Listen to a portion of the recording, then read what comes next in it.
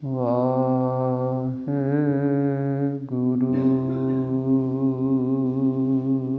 ਸਾਹਿਬ ਜੀ।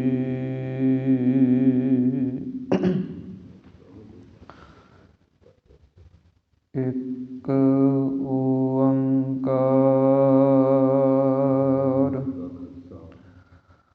ਸਤਿਨਾਮ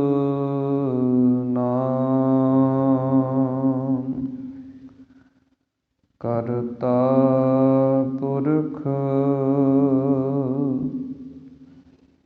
ਨਿਰਭਉ ਨਿਰਵੈਰ ਅਕਾਲ ਮੂਰਤ ਅਜੂਨੀ ਸੈਭੰ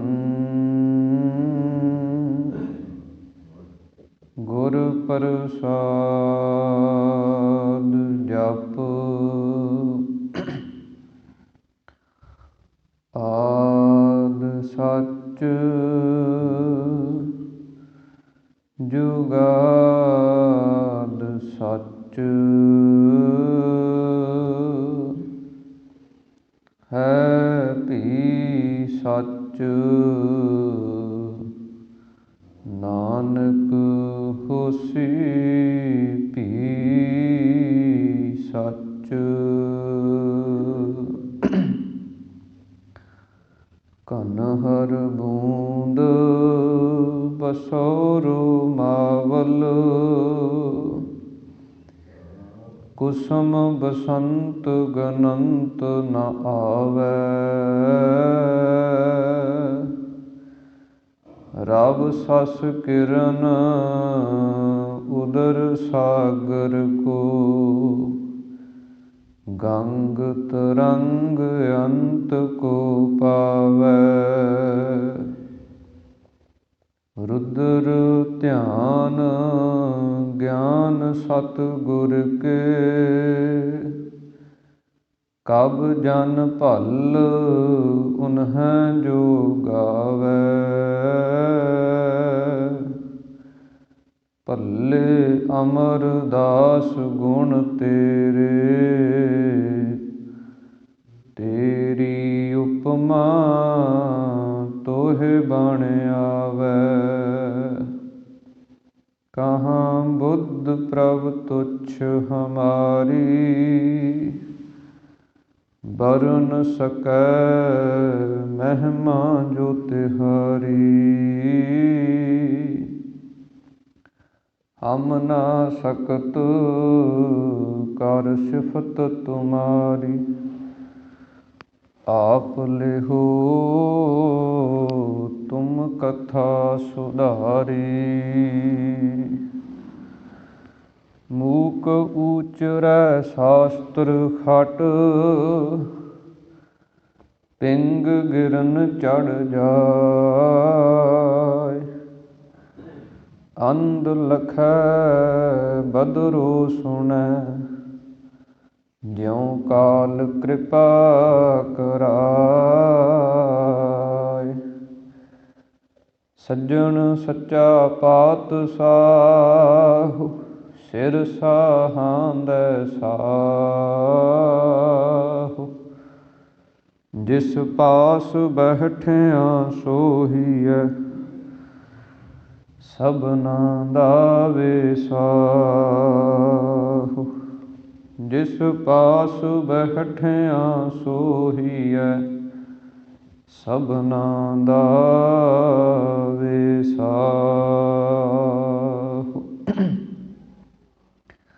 ਵਾਹਿਗੁਰੂ ਸਾਹਿਬ ਜੀ।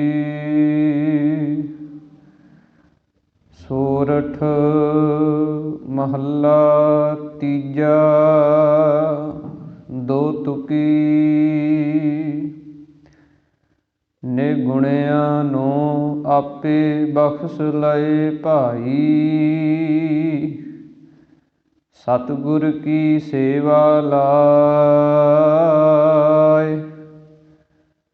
ਸਤਿਗੁਰ ਕੀ ਸੇਵਾ ਊਤਮ ਹੈ ਭਾਈ। RAM ਨਾਮ ਚਿਤ ਲਾਇ। ਨਿਗੁਣਿਆਂ ਨੂੰ ਆਪੇ ਬਖਸ਼ ਲਏ ਭਾਈ। ਸਤਿਗੁਰ ਕੀ ਸੇਵਾ ਲਾਇ। ਸਤਿਗੁਰ ਕੀ ਸੇਵਾ ਊਤਮ ਹੈ ਭਾਈ। RAM ਨਾਮ ਚਿਤ ਲਾਇ। ਹਰਿ ਜੀਉ ਆਪੇ ਬਖਸ਼ ਮਿਲਾਇ। ਗੁਣਹੀਣ ਹਮ ਅਪਰਾਧੀ ਭਾਈ। ਪੂਰੈ ਸਤਿਗੁਰ ਲਏ ਰਲਾਇ। ਰਹਾਉ। ਸੋਰਠ ਮਹੱਲਾ ਤੀਜਾ ਦੋ ਤੁਕੀ। ਨਿਗੁਣਿਆਂ ਨੂੰ ਆਪੇ ਬਖਸ਼ ਲਏ ਭਾਈ। ਸਤਿਗੁਰ ਕੀ ਸੇਵਾ ਲਾਇ। ਵਾਹਿਗੁਰੂ ਜੀ ਕਾ ਖਾਲਸਾ ਵਾਹਿਗੁਰੂ ਜੀ ਕੀ ਫਤਿਹ। ਸਤਿਗੁਰਾਂ ਦੀ ਸਾਜੀ ਨਵਾਜੀ ਹੋਈ ਪਰਮ ਸਨਮਾਨ ਅਤੇ ਸਤਿਕਾਰਯੋਗ ਗੁਰੂ ਰੂਪ ਗੁਰੂ ਸਰੂਪ ਖਾਲਸਾ ਸਾਧ ਸੰਗਤ ਜੀਓ। ਅੰਤਰਜਾਮੀ ਗਰੀਬ ਨਵਾਜ ਅਕਾਲ ਪੁਰਖ ਪਰਮੇਸ਼ਰ ਵਾਹਿਗੁਰੂ ਜੀ ਦੀ ਅਤਿਅੰਤ ਕਿਰਪਾਲਤਾ ਰਹਿਮਤ ਬਖਸ਼ਿਸ਼ ਦਾ ਸਦਕਾ ਆਪਾਂ ਸਰਬੱਤਰ ਗੁਰਸਿੱਖ ਮਾਈ ਭਾਈ ਦਸਾਂ ਪਾਤਸ਼ਾਹੀਆਂ ਦੀ ਆਤਮਿਕ ਜੋਤ ਚਵਰ ਛਤਰ ਤਖਤ ਦੇ ਮਾਲਕ ਸ਼ਬਦ ਗੁਰ ਪੀਰਾ ਗਹਿਰ ਗੰਭੀਰਾ ਸ਼ਬਦ ਗੁਰੂ ਧੰਨ ਧੰਨ ਸਤਿਗੁਰੂ ਸ੍ਰੀ ਗੁਰੂ ਗ੍ਰੰਥ ਸਾਹਿਬ ਮਹਾਰਾਜ, ਜਿਨ੍ਹਾਂ ਦੀ ਪਾਵਨ ਪਵਿੱਤਰ ਹਜ਼ੂਰੀ ਦੇ ਅੰਦਰ ਸੁਭਾਏਮਾਨ ਹੋ ਕੇ ਅੰਮ੍ਰਿਤ ਵੇਲੇ ਦੇ ਦੀਵਾਨਾਂ ਦੀਆਂ ਹਾਜ਼ਰੀਆਂ ਭਰ ਕੇ ਲਾਹੇ ਪ੍ਰਾਪਤ ਕਰ ਰਹੇ ਹਾਂ। ਜਿਸ ਪ੍ਰਕਾਰ ਅੰਮ੍ਰਿਤ ਵੇਲੇ ਸਤਿਗੁਰਾਂ ਦੇ ਪ੍ਰਕਾਸ਼ ਦੀ ਸੇਵਾ ਹੋਈ ਹੈ, ਉਪਰੰਤ ਗੁਰੂ ਘਰ ਦੀ ਰੀਤੀ ਅਨੁਸਾਰ ਪੰਜਾਂ ਬਾਣੀਆਂ ਦੇ ਨਿਤਨੇਮ ਜਾਪ ਪੜ੍ਹੇ ਸੁਣੇ ਗਏ ਹਨ। ਉਸ ਤੋਂ ਉਪਰੰਤ ਸਤਿਗੁਰਾਂ ਦੀ ਪਾਵਨ ਗੁਰਬਾਣੀ ਦੀ ਚੱਲ ਰਹੀ ਲੜੀਵਾਰ ਕਥਾ, ਜਿਸ ਦੇ ਵਿੱਚੋਂ ਆਪਾਂ ਸ਼ਬਦ ਦੀ ਆਰੰਭਤਾ ਕੀਤੀ ਹੈ, ਕੁਝ ਪੰਕਤੀਆਂ ਦਾ ਪਾਠ ਸਰਵਣ ਕੀਤਾ ਹੈ। ਸੋਰਠ ਰਾਗ ਦੇ ਅੰਦਰ ਤੀਸਰੇ ਪਾਤਸ਼ਾਹ ਮਹਾਨ ਪਰਉਪਕਾਰੀ ਸਤਿਗੁਰੂ ਧੰਨ ਧੰਨ ਸਤਿਗੁਰੂ ਸ੍ਰੀ ਗੁਰੂ ਅਮਰਦਾਸ ਮਹਾਰਾਜ ਜੀ, ਜਿਨ੍ਹਾਂ ਦੇ ਉਚਾਰਨ ਕੀਤੇ ਹੋਏ ਸ਼ਬਦਾਂ ਦੇ ਅੰਦਰ ਕਥਾ ਚੱਲ ਰਹੀ ਹੈ। ਇਸ ਪਾਵਨ ਪਵਿੱਤਰ ਸ਼ਬਦ ਦੇ ਅੰਦਰ ਸਤਿਗੁਰੂ ਸ੍ਰੀ ਗੁਰੂ ਅਮਰਦਾਸ ਮਹਾਰਾਜ ਸੱਚੇ ਪਾਤਸ਼ਾਹ ਜੀ ਪਰਮਾਤਮਾ ਦੀ ਸਿਫਤ ਬਿਆਨ ਕਰਦਿਆਂ ਹੋਇਆਂ ਬਚਨ ਕਰਦੇ ਹਨ ਕਿ ਜੋ ਪਰਮੇਸ਼ਰ ਵਾਹਿਗੁਰੂ ਹੈ, ਜਦੋਂ ਉਹ ਕਿਸੇ ਨੂੰ ਬਖਸ਼ਦਾ ਹੈ, ਜਦੋਂ ਉਹ ਕਿਸੇ ਨੂੰ ਤਾਰਦਾ ਹੈ, ਇਸ ਸੰਸਾਰ ਦੇ ਅੰਦਰੋਂ ਜਦੋਂ ਉਹ ਕਿਸੇ 'ਤੇ ਮਿਹਰ ਦੀ ਨਿਗਾਹ ਕਰਦਾ ਹੈ, ਤੇ ਉਹ ਕੋਈ ਵੀ ਇਹ ਸੰਸਾਰੀ ਤਲ ਦੇ ਉੱਤੇ ਕੁਝ ਨਹੀਂ ਵੇਖਦਾ, ਕਿਉਂਕਿ ਉਹ ਪਰਮੇਸ਼ਰ ਵਾਹਿਗੁਰੂ ਦੇ ਸੁਭਾਅ ਹੈ ਕਿ ਉਹਦੇ ਅੰਦਰ ਦਇਆਲਤਾ ਹੈ, ਕਿਰਪਾਲਤਾ ਹੈ, ਉਸ ਨੂੰ ਦਿਆਲੂ ਕਿਰਪਾਲੂ ਸਤਿਗੁਰਾਂ ਨੇ ਆਪਣੀ ਪਾਵਨ ਬਾਣੀ ਦੇ ਅੰਦਰ ਕਿਹਾ ਹੈ। ਸਤਿਗੁਰੂ ਜੀ ਬਚਨ ਕਰਦੇ ਹਨ, ਹਰ ਜੀਉ ਆਪੇ ਬਖਸ਼ ਮਿਲਾਏ, ਕਿ ਜੋ ਹਰੀ ਪ੍ਰਮਾਤਮਾ ਪਰਮੇਸ਼ਰ ਵਾਹਿਗੁਰੂ ਹੈ, ਉਹ ਜਦੋਂ ਆਪ ਕਿਸੇ ਨੂੰ ਬਖਸ਼ ਕੇ, ਕਿਸੇ 'ਤੇ ਬਖਸ਼ਿਸ਼ ਕਰਕੇ ਆਪਣੇ ਸਰੂਪ ਦੇ ਵਿੱਚ ਮਿਲਾਉਂਦਾ ਹੈ, ਫਿਰ ਉਹ ਗੁਣਹੀਣ ਹਮ ਅਪਰਾਧੀ ਭਾਈ, ਪੂਰਾ ਸਤਿਗੁਰ ਲਏ ਰਲਾਏ। ਸਤਿਗੁਰੂ ਜੀ ਕਹਿੰਦੇ, ਚਾਹੇ ਜੀਵ ਗੁਣਾਂ ਤੋਂ ਹੀਣਾ ਹੈ, ਜਿਹਦੇ ਅੰਦਰ ਕੋਈ ਗੁਣ ਨਹੀਂ ਹੈ, ਅਵਗਣ ਹੀ ਅਵਗਣ ਹਨ, ਚਾਹੇ ਫਿਰ ਉਹ ਅਪਰਾਧੀ ਹੈ, ਗੁਨਾਹਾਂ ਪਾਪਾਂ ਨੂੰ ਕਰਨ ਵਾਲਾ ਜੀਵ ਹੈ, ਪੂਰਾ ਸਤਿਗੁਰ ਲਏ ਰਲਾਏ। ਪਰ ਜਦੋਂ ਪੂਰਾ ਸਤਿਗੁਰੂ ਮਿਲ ਜਾਏ, ਫਿਰ ਉਹ ਪੂਰਾ ਸਤਿਗੁਰੂ ਉਪਦੇਸ਼ ਦੁਆਰਾ ਉਸ ਨੂੰ ਪਰਮੇਸ਼ਰ ਦੇ ਨਾਲ ਰਲਾ ਦਿੰਦਾ, ਮਿਲਾ ਦਿੰਦਾ। ਇਹ ਗੁਰੂ ਸਮਰੱਥਾ ਰੱਖਦਾ ਹੈ। ਇਸੇ ਪ੍ਰਕਾਰ ਹੀ ਸ੍ਰੀ ਗੁਰੂ ਅਮਰਦਾਸ ਮਹਾਰਾਜ ਬਚਨ ਕਰਦੇ ਹਨ ਕਿ ਇਹ ਸੰਸਾਰ ਦੇ ਅੰਦਰ ਆਪਾਂ ਵੇਖਦੇ ਹਾਂ ਕਿੰਨੇ ਜੀਵਾਂ ਦਾ ਜੀਵਨ ਹੈ ਕਿ ਜਿਨ੍ਹਾਂ ਦੇ ਜੀਵਨ ਦੇ ਅੰਦਰ ਕੋਈ ਗੁਣ ਨਹੀਂ ਸੀ, ਜਿਨ੍ਹਾਂ ਦੇ ਕਰਮ ਜਿਹੜੇ ਸਨ ਉਹ ਬੜੇ ਪਾਪ ਰੂਪ ਸਨ, ਪਰ ਜਦੋਂ ਉਹ ਪਰਮੇਸ਼ਰ ਵਾਹਿਗੁਰੂ ਦੀ ਮਿਹਰ ਹੁੰਦੀ ਹੈ, ਫਿਰ ਉਹ ਪਰਮਾਤਮਾ ਦੇ ਵਿੱਚ ਐਸੇ ਜੁੜਦੇ ਹੈ, ਐਸੀ ਉਹਨਾਂ ਦੀ ਬਿਰਤੀ ਲੱਗਦੀ ਹੈ, ਸਭ ਉਹਨਾਂ ਦੇ ਪਾਪ ਗੁਨਾਹ ਅਵਗੁਣ ਛੁੱਟ ਜਾਂਦੇ ਹੈ। ਅਤੇ ਨਾਲ ਹੀ ਸਤਿਗੁਰਾਂ ਦੀ ਪਾਵਨ ਬਾਣੀ ਦਾ ਇਹ ਵੀ ਸਿਧਾਂਤ ਹੈ ਕਿ ਹਰੀ ਪ੍ਰਮਾਤਮਾ ਪਰਮੇਸ਼ਰ ਵਾਹਿਗੁਰੂ ਜੋ ਹੈ, ਉਹ ਕਿਸੇ ਵੀ ਜਾਤ ਪਾਤ ਨੂੰ ਮੁੱਖ ਰੱਖ ਕੇ ਨਹੀਂ ਵੇਖਦਾ।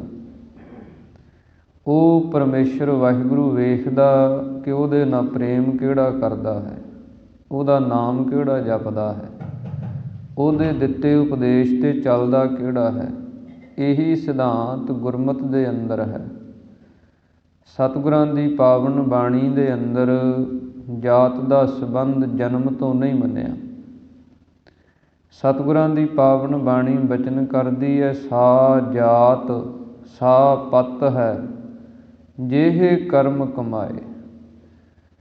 ਸਤਿਗੁਰੂ ਜੀ ਕਹਿੰਦੇ, ਜਿੱਦਾਂ ਦੇ ਇਨਸਾਨ ਦੇ ਕਰਮ ਹਨ, ਜਿੱਦਾਂ ਦੇ ਕਰਮ ਕਰ ਰਿਹਾ, ਉਸੇ ਕਰਮਾਂ 'ਤੇ ਹੀ ਨਿਰਧਾਰਿਤ ਕੀਤਾ ਜਾਂਦਾ ਹੈ ਕਿ ਇਹਦੀ ਇੱਜ਼ਤ ਕਿਤਨੀ ਕੁ ਹੈ, ਇਹਦੀ ਜਾਤੀ ਕਿਤਨੀ ਕੁ ਹੈ।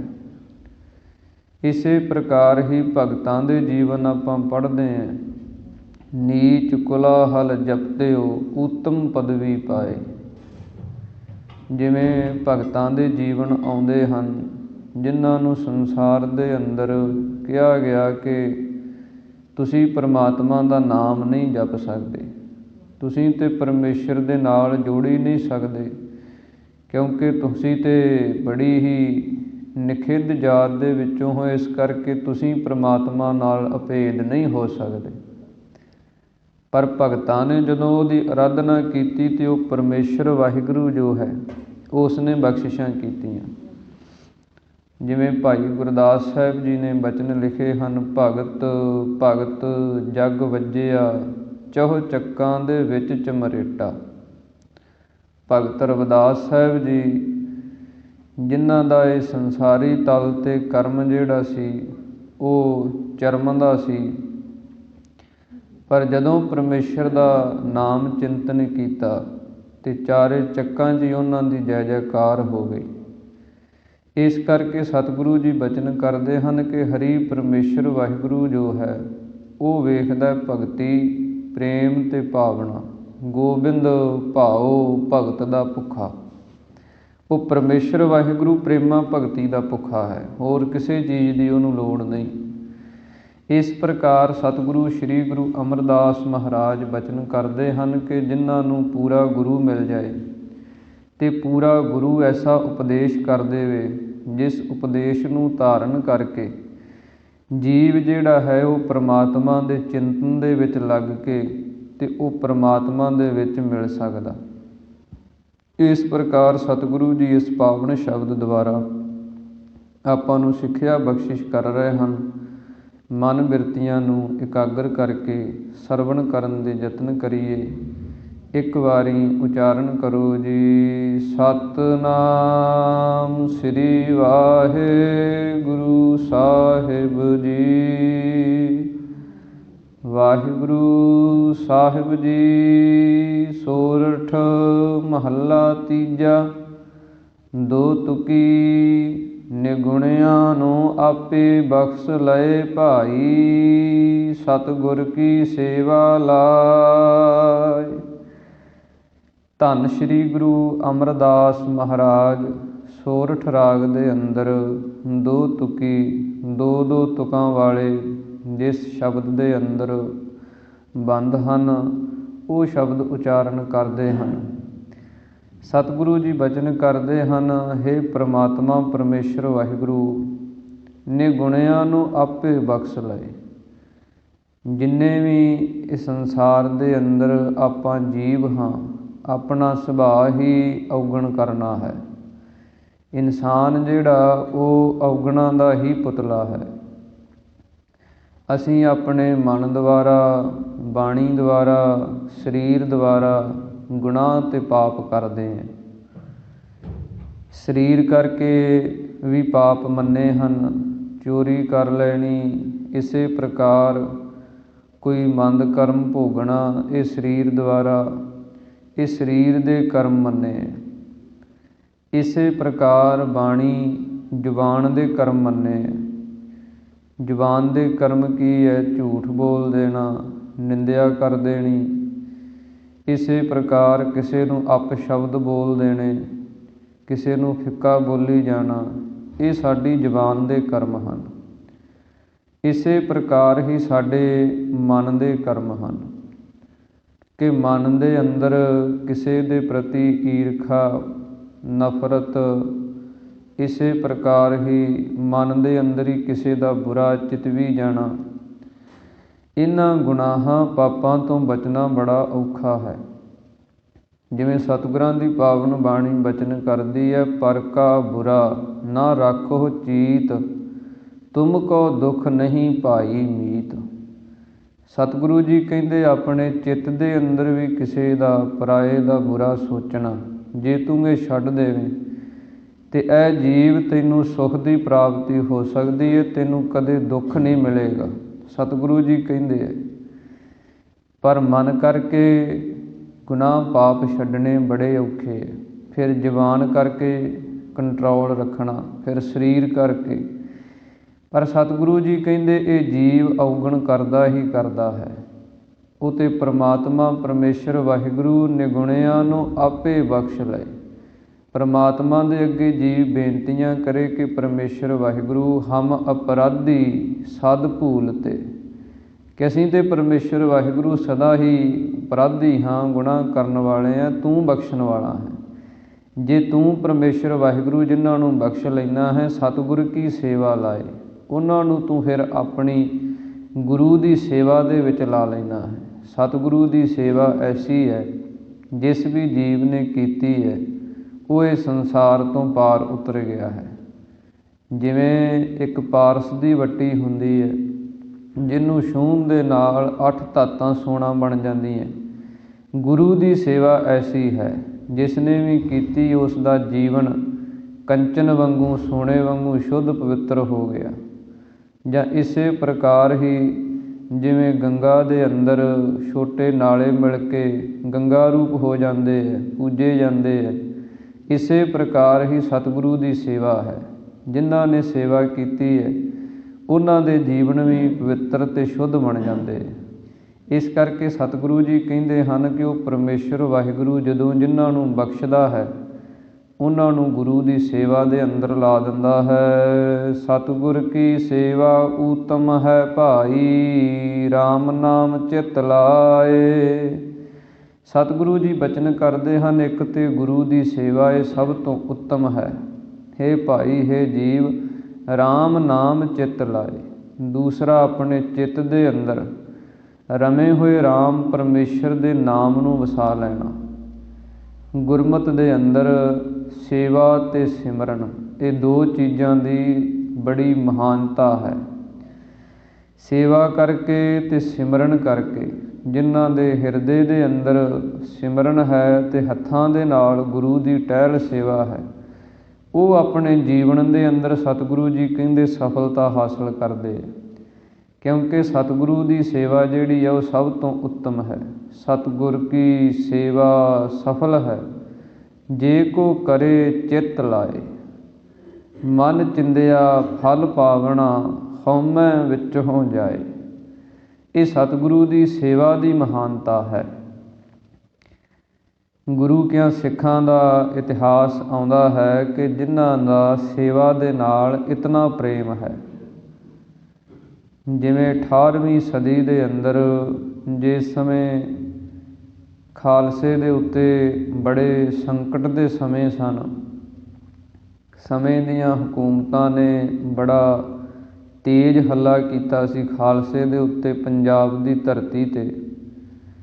ਉਸ ਸਮੇਂ ਅੰਮ੍ਰਿਤਸਰ ਸਾਹਿਬ ਦੇ ਅੰਦਰ ਭਾਈ ਕਪੂਰ ਸਿੰਘ ਜੀ ਸਨ, ਜਿਨ੍ਹਾਂ ਦੀ ਸੇਵਾ ਕੀ ਸੀ ਕਿ ਸਾਧ ਸੰਗਤ ਨੂੰ ਪੱਖਾ ਝੱਲਣਾ।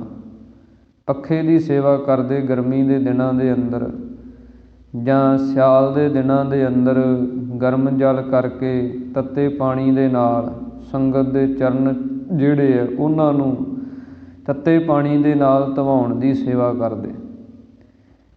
ਅਤੇ ਜਦੋਂ ਸਮੇਂ ਦੀਆਂ ਹਕੂਮਤਾਂ ਨੇ ਬੜਾ ਯਤਨ ਕੀਤਾ, ਸਿੰਘ ਨਾ ਇਹਨਾਂ ਦੇ ਹੱਥ ਆਏ, ਫਿਰ ਇਹਨਾਂ ਨੇ ਨੀਤੀ ਦੇ ਨਾਲ ਕਿ ਆਪਾਂ ਇਹਨਾਂ ਨੂੰ ਕੋਈ ਰਾਜ ਭਾਗ ਦੇ ਦਿੰਦੇ ਹਾਂ ਜਿਹਦੇ ਨਾਲ ਟਿਕੇ ਰਹਿਣਗੇ। ਉਸ ਸਮੇਂ ਲਾਹੌਰ ਦੇ ਸੂਬੇ ਨੇ ਨਵਾਬੀ ਭੇਜੀ ਪੰਜਾਬ ਦੀ, ਕਿ ਪੰਜਾਬ ਦੀ ਨਵਾਬੀ ਜਿਹੜੀ ਹੈ, ਨਵਾਬ ਬਣਾ ਦਿੰਦੇ ਆ ਪੰਜਾਬ ਦਾ ਕੋਈ, ਅਤੇ ਤੁਸੀਂ ਆਪਣਾ ਨਵਾਬ ਚੁਣ ਲਓ ਅਤੇ ਤੁਹਾਨੂੰ ਪੰਜਾਬ ਦਾ ਰਾਜ ਦਿੱਤਾ। ਜਦੋਂ ਕਹਿੰਦੇ ਲਾਹੌਰ ਦੇ ਸੂਬੇ ਨੇ ਨਵਾਬੀ ਭੇਜੀ, ਇੱਕ ਬੜਾ ਸੁੰਦਰ ਪੁਸ਼ਾਕਾ ਭੇਜਿਆ, ਮਾਇਆ ਭੇਜੀ, ਮੋਹਰਾਂ ਭੇਜੀਆਂ, ਅਤੇ ਜਿਹੜੇ ਗੁਰੂ ਕੇ ਸਿੰਘ ਸਨ ਉਸ ਸਮੇਂ ਭਾਈ ਮਣੀ ਸਿੰਘ, ਇਸੇ ਪ੍ਰਕਾਰ ਭਾਈ ਦਰਬਾਰਾ ਸਿੰਘ, ਬੇਅੰਤ ਗੁਰੂ ਕੇ ਸਿੰਘ ਸਨ। ਜਦੋਂ ਖਾਲਸੇ ਦੇ ਅੰਦਰ ਵਿਚਾਰ ਹੋਣ ਲੱਗੀ ਵੀ ਨਵਾਬੀ ਕਿਸ ਨੂੰ ਦਿੱਤੀ ਜਾਏ, ਸਭ ਨੇ ਸਲਾਹ ਕਰਕੇ, ਸਭ ਨੇ ਗੁਰਮਤਾ ਕਰਕੇ ਇਹ ਫੈਸਲਾ ਕੀਤਾ ਵੀ ਨਵਾਬੀ ਦੇ ਹੱਕਦਾਰ ਭਾਈ ਕਪੂਰ ਸਿੰਘ ਜੀ ਹਨ, ਜਿਨ੍ਹਾਂ ਦੀ ਸੇਵਾ ਬੜੀ ਹੈ, ਜਿਨ੍ਹਾਂ ਦੀ ਬੰਦਗੀ ਬੜੀ ਹੈ, ਅਤੇ ਇਹਨਾਂ ਨੂੰ ਨਵਾਬੀ ਦਿੱਤੀ ਜਾਏ।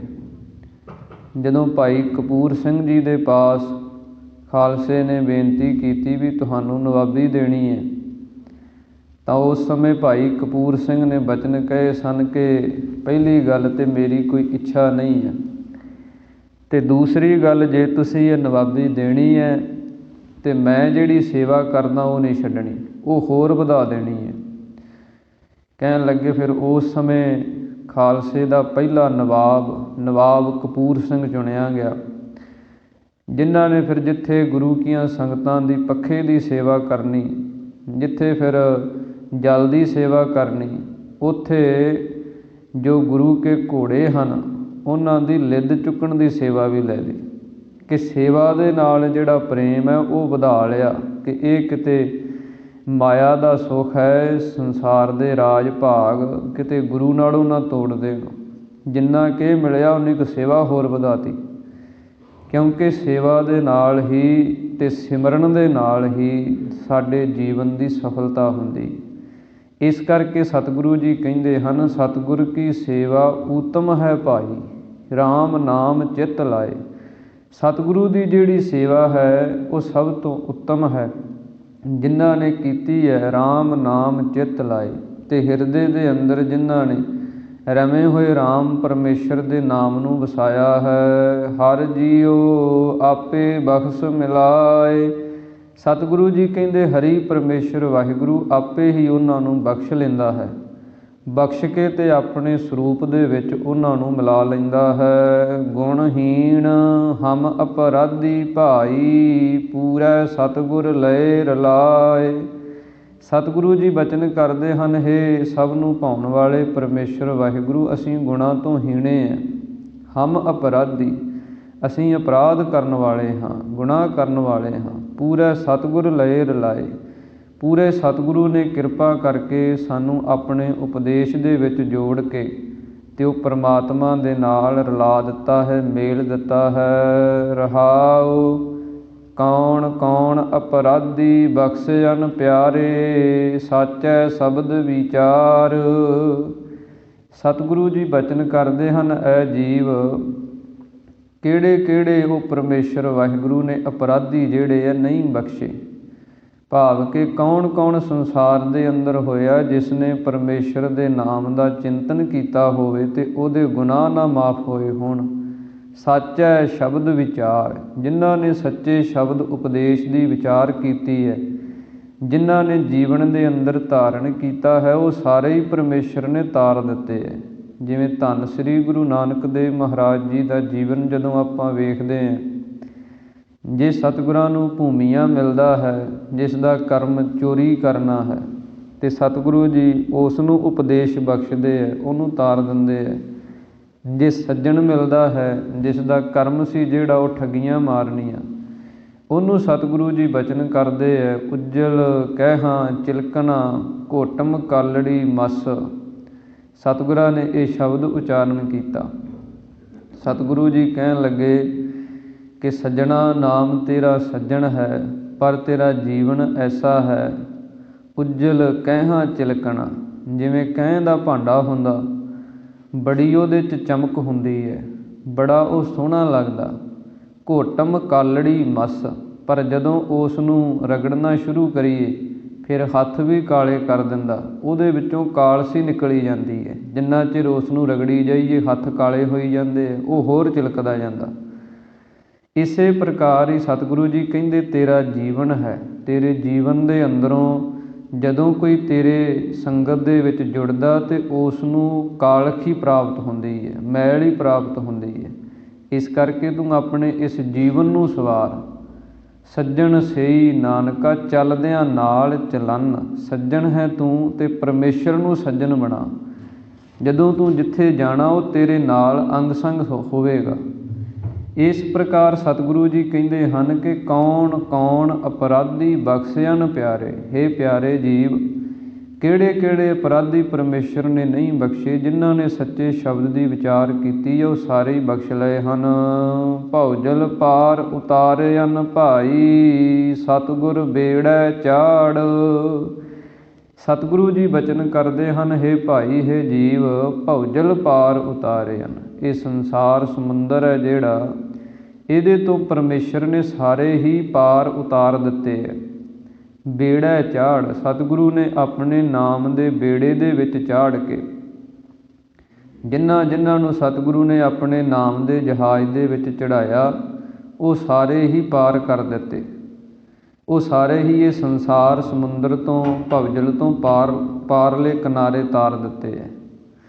ਇਸ ਪ੍ਰਕਾਰ ਸਤਿਗੁਰੂ ਜੀ ਬਚਨ ਕਰਦੇ ਹਨ ਕਿ ਨਾਮ ਦਾ ਬੇੜਾ ਪਰਮੇਸ਼ਰ ਵਾਹਿਗੁਰੂ ਦੇ ਦਾ ਉਹ ਸਤਿਗੁਰੂ ਜੀ ਬਖਸ਼ਿਸ਼ ਕਰਦੇ ਹੈ। ਅਤੇ ਜਿਹੜਾ ਇਸ ਨਾਮ ਦੇ ਨਾਲ ਜੁੜ ਜਾਂਦਾ, ਇਸ ਬੇੜੇ 'ਚ ਸਵਾਰ ਹੋ ਜਾਂਦਾ, ਉਹ ਇਹ ਸੰਸਾਰ ਸਮੁੰਦਰ ਤੋਂ ਤਰ ਜਾਂਦਾ ਹੈ। ਮਨੂਰੈ ਤੇ ਕੰਚਨ ਭਏ ਭਾਈ, ਗੁਰ ਪਾਰਸ ਮੇਲ ਮਿਲਾਏ। ਸਤਿਗੁਰੂ ਸ੍ਰੀ ਗੁਰੂ ਅਮਰਦਾਸ ਮਹਾਰਾਜ ਅੱਗੇ ਬਚਨ ਕਰਦੇ ਹਨ ਕਿ ਜਿਵੇਂ ਮਨੂਰ ਹੁੰਦਾ, ਕਿ ਜਿਹੜਾ ਲੋਹਾ ਹੁੰਦਾ ਉਸ ਨੂੰ ਕੰਚਨ ਸੋਨਾ ਬਣਾ ਦਿੰਦਾ ਹੈ, ਗੁਰ ਪਾਰਸ ਮੇਲ ਮਿਲਾਏ। ਜਿਵੇਂ ਪਾਰਸ ਦੀ ਇੱਕ ਵੱਟੀ ਹੁੰਦੀ ਹੈ ਜਿਸ ਨੂੰ ਕਹਿੰਦੇ ਹੈ ਵੀ ਉਹਦੇ ਨਾਲ 8 ਧਾਤਾਂ ਛੂਹ ਜਾਣ ਅਤੇ ਉਹਨਾਂ ਨੂੰ ਉਹਦੀ ਸੰਗਤ ਕਰ ਕਰਕੇ ਸੋਨਾ ਜਿਹੜਾ ਬਣਾ ਦਿੰਦਾ, ਉਹਦੇ 'ਚ ਬਦਲ ਦਿੰਦਾ, ਤਬਦੀਲ ਕਰ ਦਿੰਦਾ। ਇਸੇ ਪ੍ਰਕਾਰ ਹੀ ਗੁਰੂ ਇੱਕ ਪਾਰਸ ਦੀ ਨਿਆਈ ਹੈ।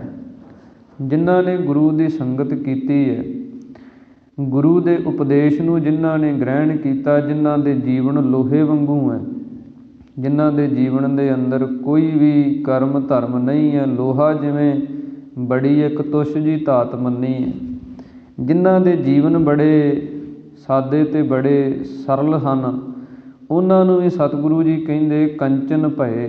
ਜਿਵੇਂ 12 ਵੰਨੀ ਦਾ ਸੋਨਾ ਹੁੰਦਾ, ਬੜਾ ਸ਼ੁੱਧ ਪਵਿੱਤਰ ਮੰਨਿਆ, ਇੱਦਾਂ ਜਿਵੇਂ ਸੋਨੇ ਨੂੰ ਜਦੋਂ ਸ਼ੁੱਧ ਕਰਦੇ ਆ, ਉਹਦੇ ਵਿੱਚੋਂ ਮੈਲ ਨੂੰ ਕੱਢਦੇ ਆ, ਉਹਦੇ ਵਿੱਚੋਂ ਜਿੰਨੀ ਵੀ ਤਰੁੱਟੀਆਂ ਹੁੰਦੀਆਂ ਬਾਹਰ ਕੱਢੀਆਂ ਜਾਂਦੀਆਂ, ਫਿਰ ਸ਼ੁੱਧ ਬਣਦਾ।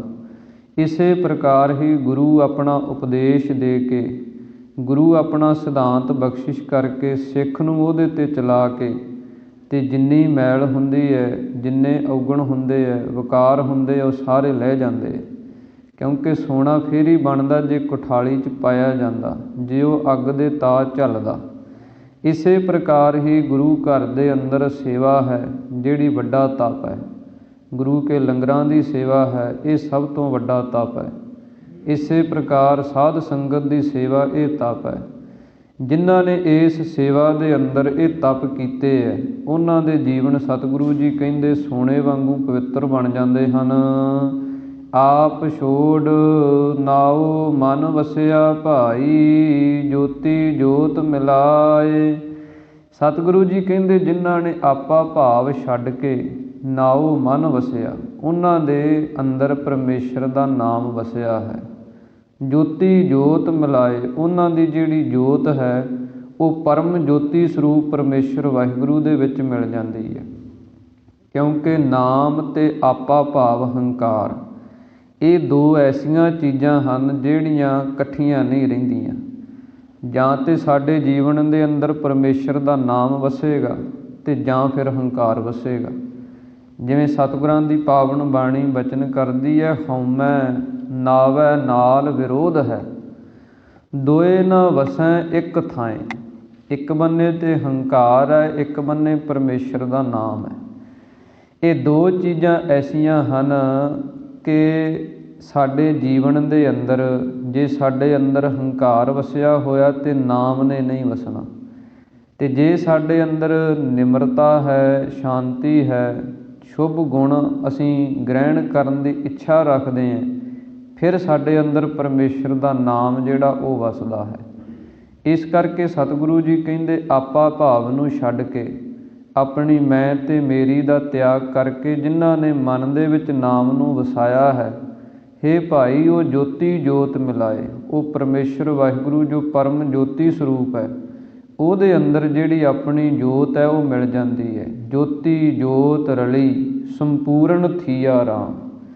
ਜਿਹੜੀ ਸਾਡੇ ਅੰਦਰ ਚੇਤਨ ਸੱਤਾ ਕੰਮ ਕਰ ਰਹੀ ਹੈ ਉਹ ਵੀ ਜੋਤ ਹੈ। ਉਸੇ ਦੀ ਜੋਤ ਸਭ ਦੇ ਅੰਦਰ, ਸਭ ਮਹਿ ਜੋਤ ਜੋਤ ਹੈ ਸੋਏ, ਤਿਸ ਦਾ ਚਾਨਣ ਸਭ ਮਹਿ ਚਾਨਣ ਹੋਏ। ਸਾਰਿਆਂ ਦੇ ਅੰਦਰ ਹੀ ਉਹਦੀ ਜੋਤ ਹੈ। ਗੁਰ ਸਾਖੀ ਜੋਤ ਪ੍ਰਗਟ ਹੋਏ, ਜੋ ਤਿਸ ਭਾਵੈ ਸੋ ਆਰਤੀ ਹੋਏ। ਸਤਿਗੁਰੂ ਜੀ ਕਹਿੰਦੇ ਗੁਰੂ ਦੇ ਸਾਖੀ ਉਪਦੇਸ਼ਾਂ ਦੁਆਰਾ ਹੀ ਉਹ ਜੋਤ ਪ੍ਰਗਟ ਹੁੰਦੀ ਹੈ ਸਭ ਦੇ ਅੰਦਰ ਹੀ। ਪਰ ਜਿਨ੍ਹਾਂ ਨੇ ਨਾਮ ਦੁਆਰਾ ਉਹ ਪ੍ਰਗਟ ਕਰ ਲਈ, ਉਹ ਪਰਮੇਸ਼ਰ ਦੇ ਵਿੱਚ ਪਰਮ ਜੋਤੀ ਦੇ ਵਿੱਚ ਮਿਲ ਜਾਂਦੇ ਹਨ। ਹਉ ਵਾਰੀ ਹਉ ਵਾਰਣੈ ਭਾਈ, ਸਤਿਗੁਰ ਕਉ ਸਦ ਬਲਿਹਾਰੈ ਜਾਓ। ਸਤਿਗੁਰੂ ਜੀ ਕਹਿੰਦੇ ਹਨ, ਹੇ ਭਾਈ, ਹੇ ਜੀਵ, ਅਸੀਂ ਉਸ ਪਰਮਾਤਮਾ ਤੋਂ, ਗੁਰੂ ਤੋਂ ਹਉ ਵਾਰੀ ਵਾਰਨੇ ਜਾਂਦੇ ਹਾਂ।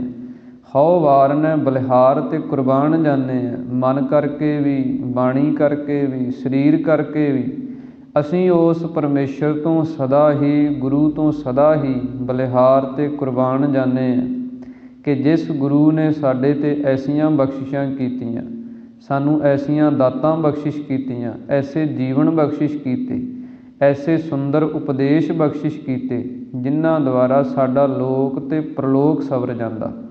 ਇਸ ਕਰਕੇ ਸਤਿਗੁਰੂ ਜੀ ਕਹਿੰਦੇ ਬਲਿਹਾਰੀ ਗੁਰ ਆਪਣੇ, ਦਿਓ ਹਾੜੀ ਸਦ ਵਾਰ, ਜਿਨ ਮਾਨਸ ਤੇ ਦੇਵਤੇ ਕੀਏ, ਕਰਤ ਨਾ ਲਾਗੀ ਵਾਰ। ਜਿਸ ਪਰਮੇਸ਼ਰ ਵਾਹਿਗੁਰੂ ਨੇ ਇਹ ਮਨੁੱਖਾਂ ਤੋਂ ਦੇਵਤੇ ਦਾ ਅਰਥ ਇੱਕ, ਤੇ ਇਹ ਦੇਵਤੇ ਜਿਹੜੇ 33 ਕਰੋੜ ਮੰਨੇ ਹੈ, ਪਰ ਉਹ ਦੇਵ ਦਾ ਅਰਥ ਹੁੰਦਾ ਪ੍ਰਕਾਸ਼, ਚਾਨਣ, ਜੋਤੀ ਸਰੂਪ। ਜੋ ਪਰਮੇਸ਼ਰ ਵਾਹਿਗੁਰੂ ਹੈ ਉਹ ਦੇਵਤਾ ਹੈ ਸਭ ਤੋਂ ਵੱਡਾ। ਉਹਦਾ ਰੂਪ ਹੀ ਉਹਨਾਂ ਨੂੰ ਬਣਾ ਦਿੱਤਾ, ਕਿਉਂਕਿ ਗੁਰੂ ਕਿਆਂ ਸਿੱਖਾਂ ਦੇ ਜੀਵਨ, ਗੁਰੂ ਕਿਆਂ ਸਿੱਖਾਂ ਦੀਆਂ ਅਵਸਥਾਵਾਂ ਇਹਨਾਂ ਦੇਵਤਿਆਂ ਤੋਂ ਵੀ ਅੱਗੇ ਦੀਆਂ ਹਨ। ਇਸ ਕਰਕੇ ਇੱਥੇ ਇਸ ਦੇਵਤੇ ਤੋਂ ਭਾਵ ਪਰਮੇਸ਼ਰ ਵਾਹਿਗੁਰੂ ਦਾ ਹੈ ਕਿ ਮਨੁੱਖਾਂ ਤੋਂ ਉਸ ਨੇ ਉਹ ਪਰਮੇਸ਼ਰ ਦਾ ਹੀ ਰੂਪ ਬਣਾ ਦਿੱਤੇ। ਐਸਾ ਗੁਰੂ ਜਿਹੜਾ ਐਸੀਆਂ ਬਰਕਤਾਂ ਨੂੰ ਰੱਖਣ ਵਾਲਾ, ਉਹਦੇ ਤੋਂ ਅਸੀਂ ਸਦਾ ਹੀ ਬਲਿਹਾਰ ਅਤੇ ਕੁਰਬਾਨ ਜਾਂਦੇ ਹਾਂ। ਨਾਮ ਨਿਧਾਨ ਜਿਨ ਦਿੱਤਾ ਭਾਈ, ਗੁਰਮਤਿ ਸਹਿਜ ਸਮਾਓ।